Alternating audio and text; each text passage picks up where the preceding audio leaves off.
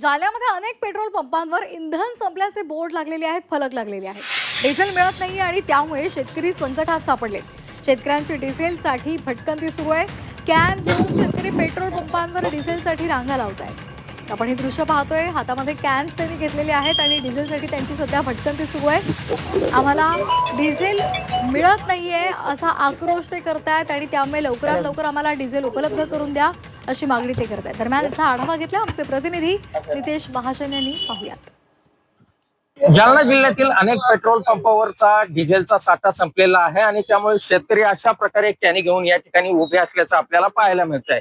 मी आता जालन्यातील एका पेट्रोल पंपावरती आहे आणि डिझेल मिळत नसल्यामुळे शेतकरी हतबल झालेले आहेत। ट्रॅक्टर द्वारे जी मशागत होते ती देखील थांबलेली आहे। दादा, मला सांगा, काय चित्र आहे? चित्र खूप विचित्र आहे। शासन ज्या पद्धतीने सांगतंय की साठा उपलब्ध भरपूर आहे, परंतु वस्तुस्थिती ग्राउंड लेवलवरती कुठेही डिझेल मिळत नाहीये। रांगा नाहीये, रांगा भरपूर लागलेल्या आहेत, डिझेल नाहीये। शासनाने काल जो मॅडमने आदेश काढलेला आहे, जिल्हाधिकारी मॅडमने, की बाबा ट्रॅक्टरचा आरसी बुक आणि फार्मर आयडी। आता आरसी बुक आणि फार्मर आयडी आणायचं कुठून?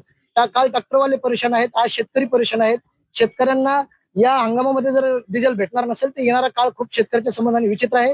आमची मानसिकता अशी बनलेली आहे की आता आपल्या पुरतच आता बघायचं, शेतीच्या संबंधाने आपल्या पुरतं पिकवायचं ना आपल्या पुरतच खायचं, आपल्या गरजा कमी करायच्या, ही आमची मानसिकता होती। डिझेल पेट्रोल मिळत नाही आणि त्यामुळे ट्रॅक्टरच्या माध्यमातून जी सध्या खरीप हंगामाची तयारी सुरू आहे ती देखील थांबल्याचं अनेक ठिकाणचं चित्र आहे आणि त्यामुळे तातडीने शेतकऱ्यांना डिझेल उपलब्ध करून देण्यात यावं अशा प्रकारची मागणी या शेतकऱ्यांनी केलेली आहे।